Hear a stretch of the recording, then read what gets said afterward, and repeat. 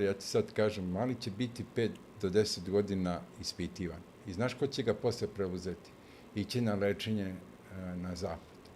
I onda će ga tamo preuzeti službe. On je idealan materijal da se napravi jedan ubica, hladnokrvni ubica koji će se raditi, tako rade službe strane.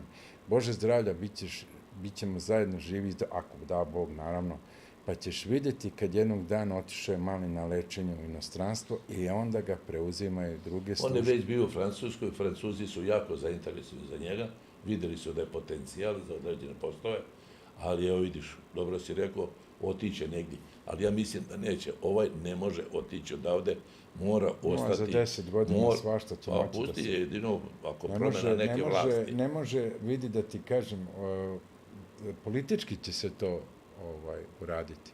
Kao što sve ovde se politički radi. Popustit ćete, imaće lečenje, imaće svega. Emocije će malo splasiti. Šta sad politički hoćeš da kažeš i da litijom politički? Ne. Emocije će oslabiti u svakom slučaju, kao što smo sad nabijeni samim s time, to se tek dešava godinu dana, ima kako je prošlo. Tako da 10 godina, znaš, u Srbiji se sve pamti do četvrtka, od četvrtka se više ništa ne pamti.